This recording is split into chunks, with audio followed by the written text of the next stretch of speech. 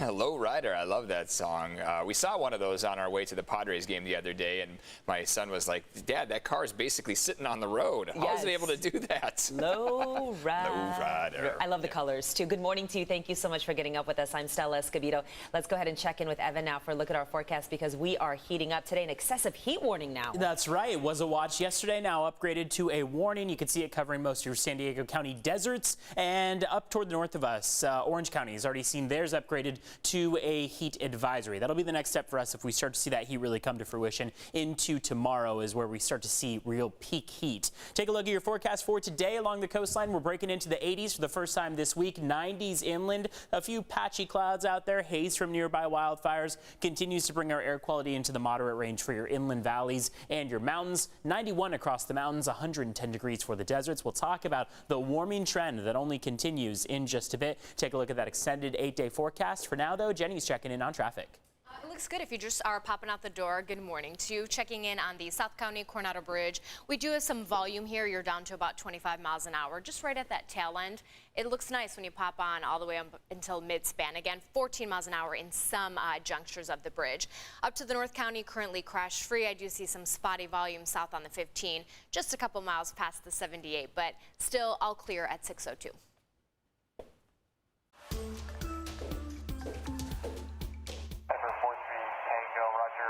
How many souls on board and fuel?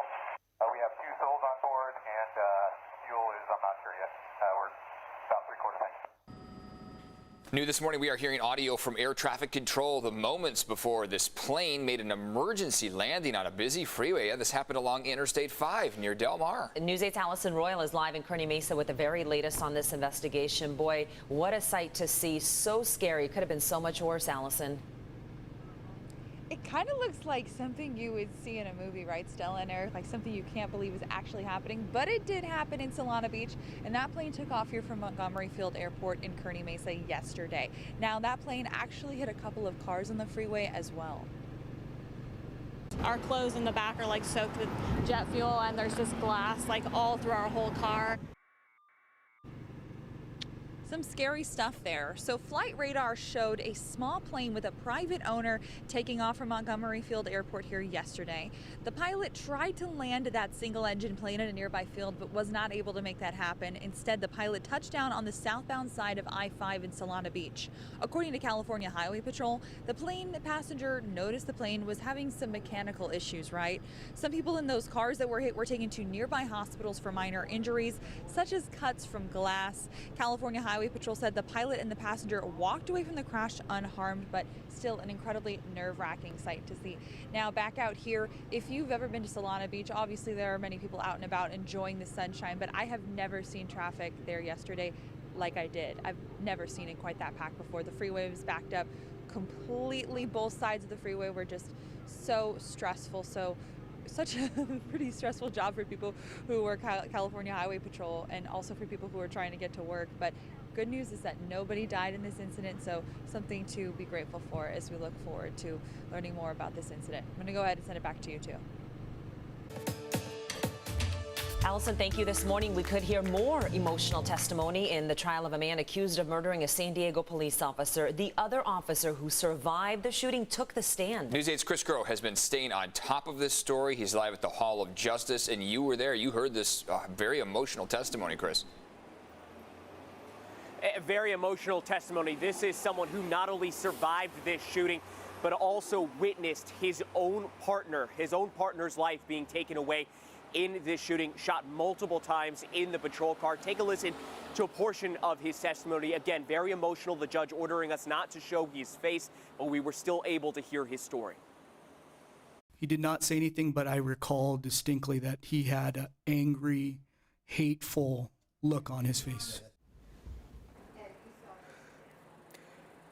And you can hear Wade Irwin, their officer Wade Irwin, talking about the defendant again, basically testifying that the gunman, Jesse Gomez, shot him immediately after he and DeGuzman asked Gomez if he lived in the area. The pair, Irwin and DeGuzman, were patrolling that Shelltown area near 38th Street that night. Now, Irwin was shot shortly after, almost immediately after he asked if Gomez lived in the area. Then he watched as Gomez went around the patrol car and shot DeGuzman multiple times while he was still inside. Now, the defense claims Gomez was high on meth and thought the two men were gang members, but both Irwin and DeGuzman were in full uniform and the patrol car was marked. As Irwin's testimony continued, it became more detailed, more emotional, including the moment that he recalled when fellow officers were finally able to respond to him. You're gonna be good, dude. It's the best feeling in the world to know that my fellow officers and brothers were there to be with me and take care of me and provide me aid. And you could hear there, just before we heard his testimony, a little bit of his body-worn camera again, showing the officers responding to him. Now, this trial is expected to last several more weeks. If Gomez is convicted, he does not only face life in prison, but also potentially the death penalty. Eric and Stella. Chris, thanks for that. This morning, a special memorial will honor the life of a local Pearl Harbor survivor. Stu Headley passed away earlier this month from COVID. He would have turned 100 years old in October. Headley spent 20 years in the Navy. He committed his post-military life to honoring service members and remembering those who served and sacrificed during the attack on Pearl Harbor. A public memorial service will be held on the flight deck of the USS Midway Museum. It starts at 9 a.m. Headley will be given full military honors.